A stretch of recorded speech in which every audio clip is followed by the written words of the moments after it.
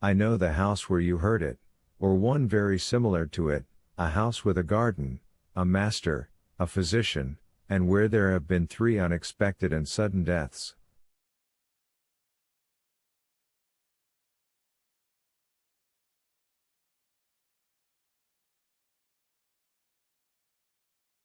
Well, I have not intercepted your confidence, and yet I know all that as well as you, and I have no conscientious scruples.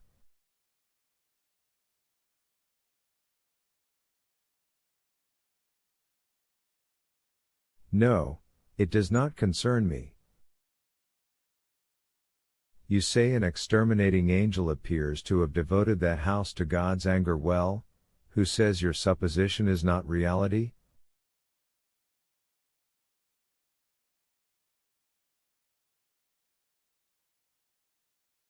Do not notice things which those whose interest it is to see them pass over.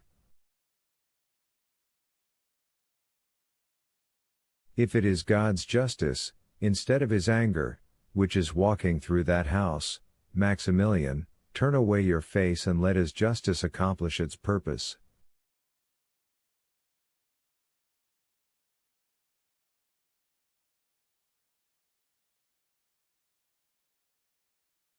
Morel shuddered.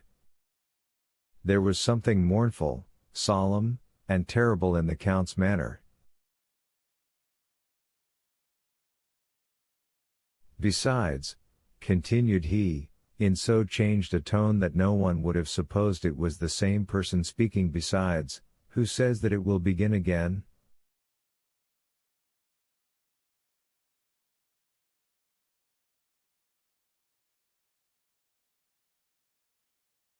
It has returned, Count, exclaimed Morel, that is why I hasten to you.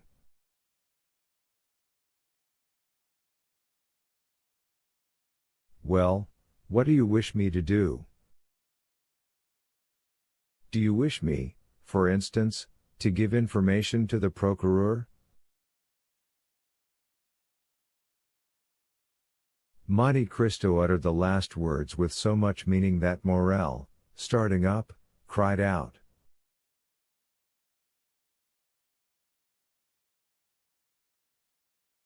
You know of whom I speak, Count, do you not? Perfectly well, my good friend, and I will prove it to you by putting the dots to the I, or rather by naming the persons.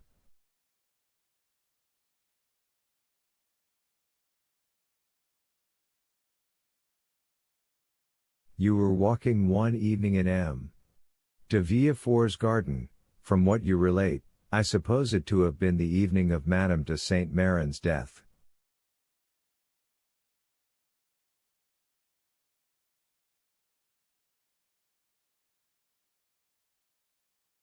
You heard M.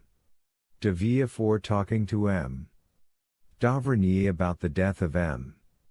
de Saint Méran, and that no less surprising, of the Countess.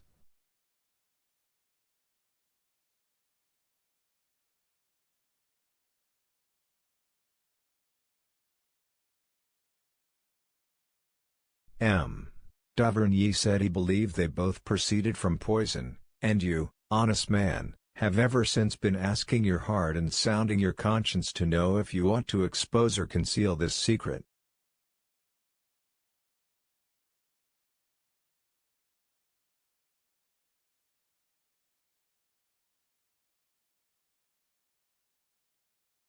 Why do you torment them?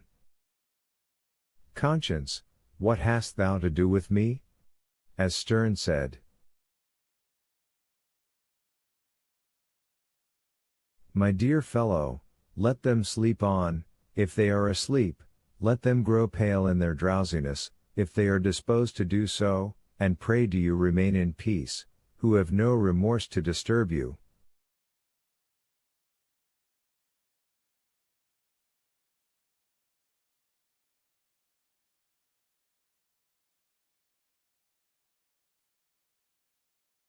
Deep grief was depicted on Morel's features. He seized Monte Cristo's hand.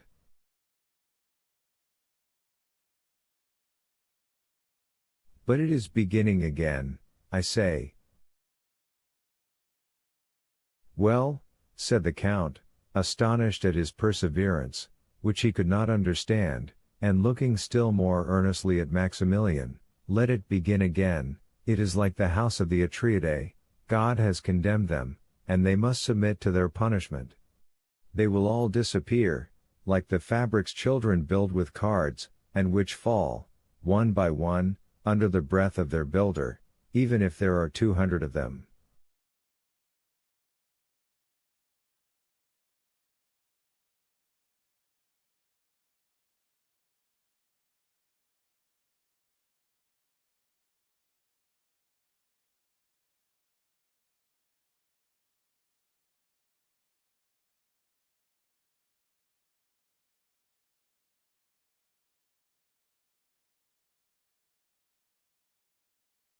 "3 months since it was M. de Saint Marin, Madame de Saint Marin 2 months since, the other day it was Barrois, today, the old Noirtier, or young Valentine." In the old Greek legend the Atreidae, or children of Atreus, were doomed to punishment because of the abominable crime of their father. The Agamemnon of Aeschylus is based on this legend.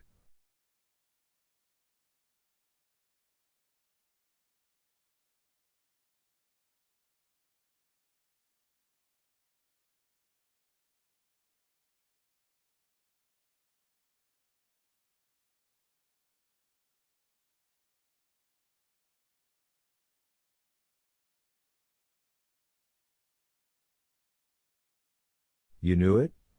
cried Morel, in such a paroxysm of terror that Monte Cristo started. He whom the falling heavens would have found unmoved, "You knew it, and said nothing?"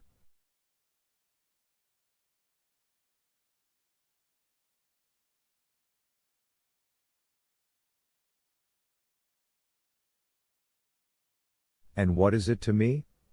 replied Monte Cristo, shrugging his shoulders. "Do I know those people? And must I lose the one to save the other?"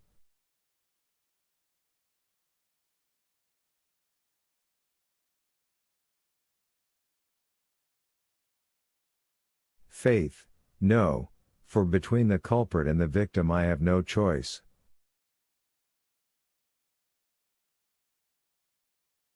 "But I," cried Morel, groaning with sorrow, "I love her."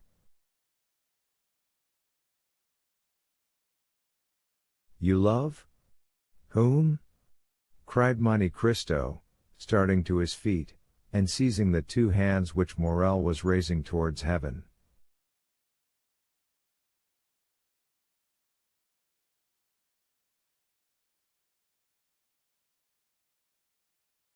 "I love most fondly, I love madly, I love as a man who would give his lifeblood to spare her a tear. I love Valentine de Villefort, who is being murdered at this moment."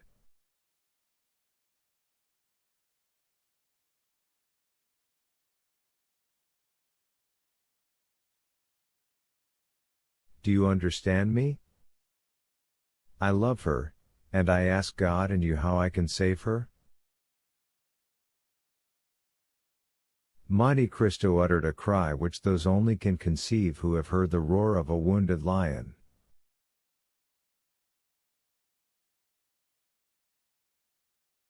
"Unhappy man," cried he, wringing his hands in his turn, "you love Valentine, that daughter of an accursed race."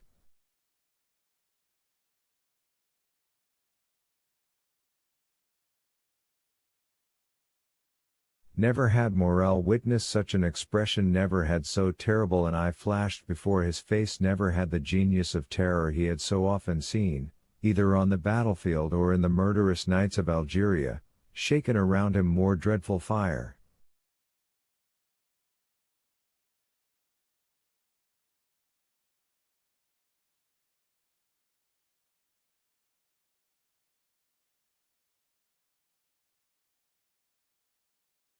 He drew back terrified.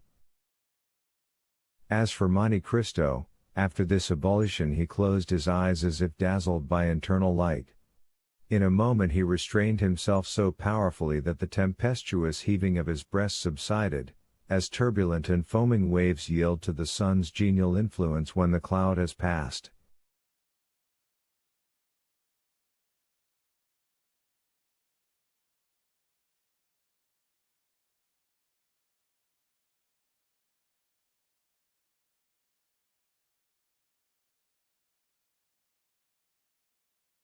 This silence, self-control, and struggle lasted about 20 seconds, then the Count raised his pallid face.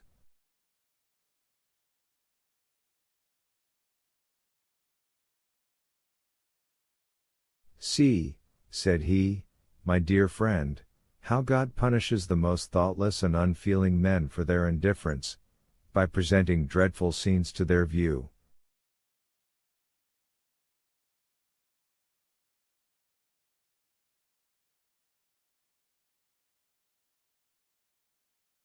I, who was looking on, an eager and curious spectator, I, who was watching the working of this mournful tragedy, I, who like a wicked angel was laughing at the evil men committed protected by secrecy, a secret is easily kept by the rich and powerful, I am in my turn bitten by the serpent whose tortuous course I was watching, and bitten to the heart.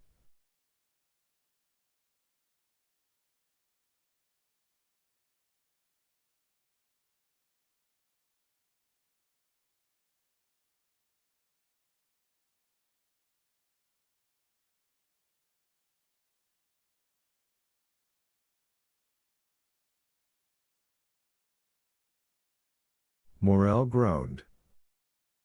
"Come, come," continued the Count, "complaints are unavailing. Be a man, be strong, be full of hope, for I am here and will watch over you."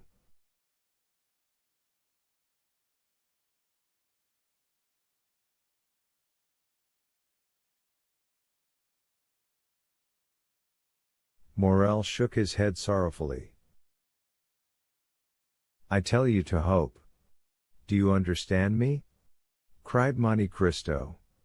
"Remember that I never uttered a falsehood and am never deceived."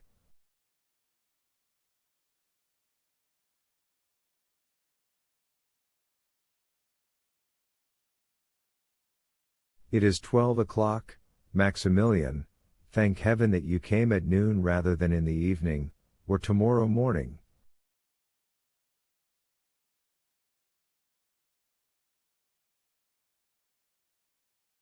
"Listen, Morel, it is noon.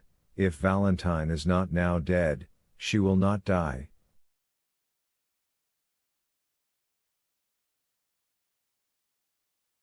"How so?" cried Morel, "when I left her dying?" Monte Cristo pressed his hands to his forehead. What was passing in that brain, so loaded with dreadful secrets? What does the angel of light or the angel of darkness say to that mind, at once implacable and generous?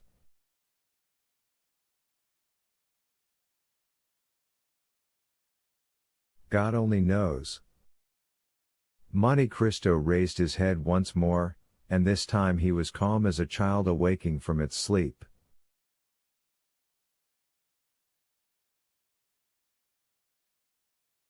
"Maximilian," said he, "return home. I command you not to stir, attempt nothing, not to let your countenance betray a thought, and I will send you tidings. Go."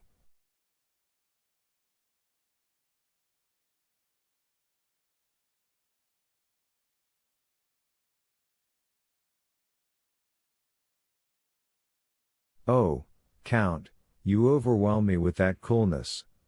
Have you, then, power against death?"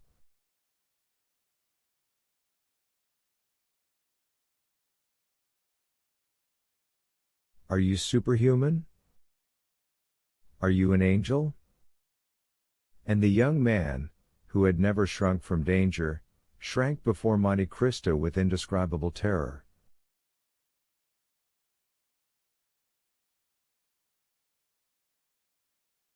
But Monte Cristo looked at him with so melancholy and sweet a smile, that Maximilian felt the tears filling his eyes.